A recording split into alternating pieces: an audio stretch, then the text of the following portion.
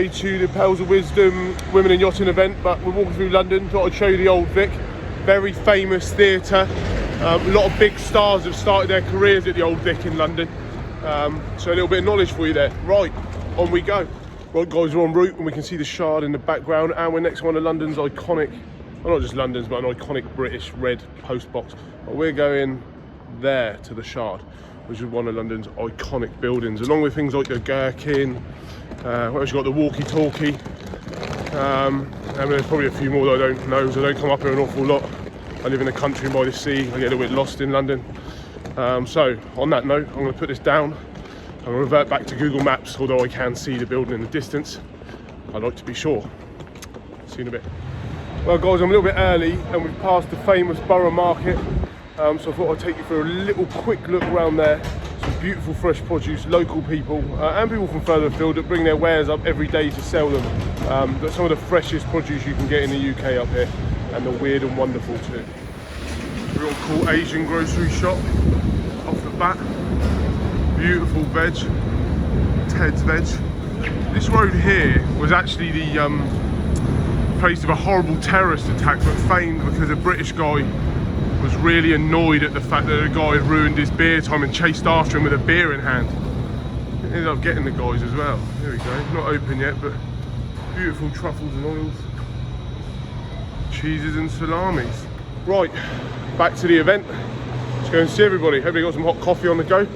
Maybe a Danish if I'm lucky. Well guys, not the best angle of me, right up my nose, but here we go. We're going up there, we've arrived. And it looks massive from here. I'll turn it round and show you. Famous London Underground sign even. Easy for him to say. And then we are going up there. Well, the event's about to start, guys. We're here at the Yacht in Pearls of Wisdom. We've got that beauty in the background there.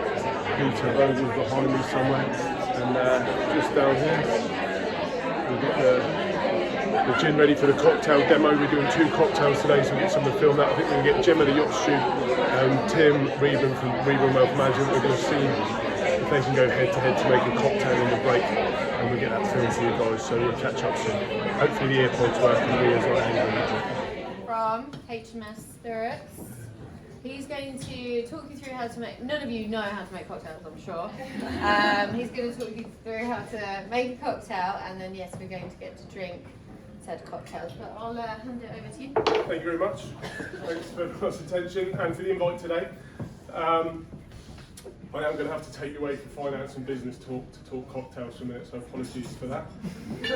Well, I was going to add one thing. I think like the talk today will be really good. That is Patrick's talk on kind of entrepreneurship and business. One mistake I made, which hopefully you won't, is like in my early days, I left uni, I'd done a degree in business, a placement year with a recruitment company, left there and thought, I know what I'll do. I'll set up a business, make loads of money, because that's how first businesses happen. So because I had experience in recruitment, I set up a recruitment business. I hated recruitment with a passion. But I thought it was a quick way to make some money. So the good days were okay, the bad days were absolutely horrific. So after 4 years that business went under, and I kind of said to myself then that I would never start another business unless it was something I was passionate about.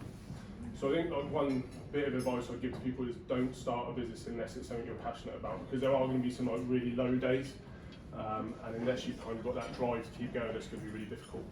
So that kind of brings me on to HMS Spirits. I went to Budapest, I can't remember how many years ago now, 10 years ago. Make or break weekend with a girlfriend. We broke on the weekend. So on the final day, I took a wander around Budapest. We kind of didn't want to spend much time with each other. So I took a wander around Budapest, found a homebrew shop, and I shipped back a 35-litre copper still to the UK and started illegally moonshining at home.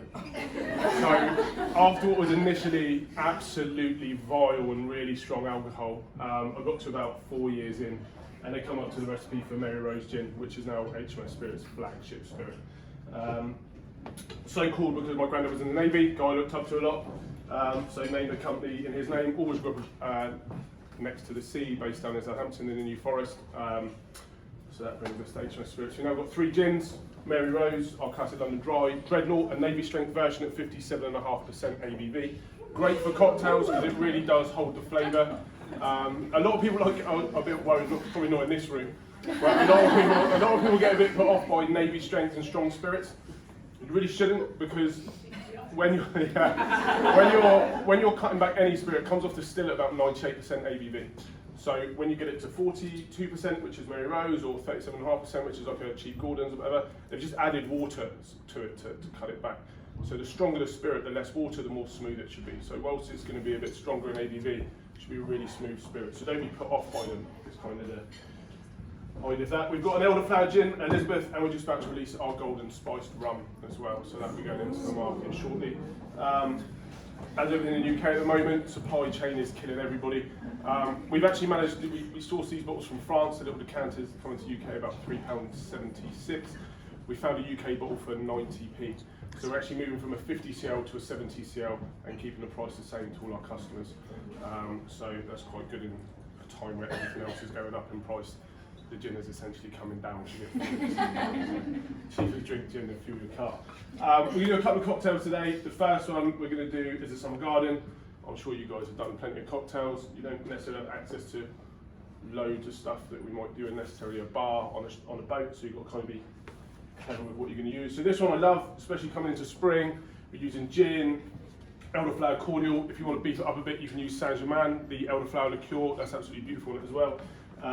Cloudy apple juice, cucumber and mint, so it's all those tastes of summers. It's really clean, it's citrusy, it's not too sweet, everything should balance out. So we're going to use double shot of gin, we're going to put a shot of lime juice in. We normally use fresh lime juice. We're up in the middle of the sky in London and we needed to get everything here, so I did cheat and got pre-cut lime juice. The elderflower to balance out the sweet and the sour, and then top up with the apple juice. So we'll make that now, and then I'll get the ice into those as quick as I can for you guys, and we'll get them dished out. So you're going to do it like Tom Cruise and throw these throughout. Right. Double shot gin.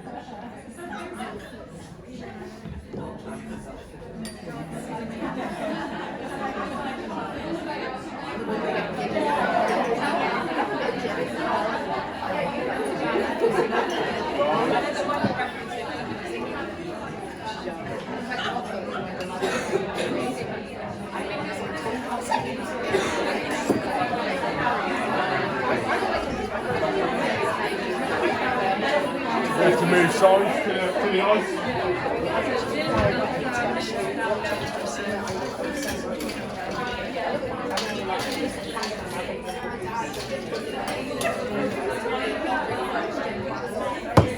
Top up with our cloudy apple juice.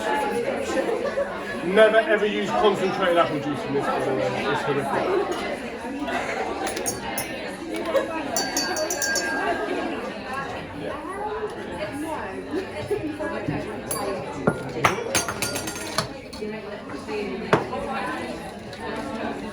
Give that a stir. Should we give the first one to Matt? I know he's desperate. Go on then. One, so give it a try. Cheers. How's that? Beautiful. Enjoy it. We're going to move on to a raspberry Collins later on after this drink. Then we'll get some ice in, and then are we giving them out, or people come and get them? What's easier? Guys, we're here with Sharice, the founder of House of Wisdom. We've had a great day here today. We provided everyone some cocktails, but we're going to ask a few people, some of the sponsors, so you get to know their names, what their favourite cocktails are. So, Sharice, what's your favourite cocktail? I'm a French martini. French martini girl, right there. There she goes. Don't tell Tim. Right, we're here with another one of today's sponsors, Samantha. Samantha, what's your company name and what's your favourite cocktail? Creation, my favourite cocktail is Dark and Stormy. Don't Creations. She likes it a bit dark and stormy. Right, let's grab hold of Matt quickly. Right, I'm in with Matt and Grace. Oh, and Sally's popped in from Dula. I've got a gin badge. So what are your favourite cocktails, everybody? Let's go. my favourite cocktail is a dark and stormy, but with ginger ale, not ginger beer, Ooh. and fresh lime. Okay, right, Sally. Is an espresso martini. That doesn't surprise me. You stay up so late all the time, you'll need it. I've kind of gone into, now after making that cocktail, Yeah. that martini, dirty martini. It's a dirty martini, That's man. new, that's Grace new. told us that actually as well. So, right, cheers, guys.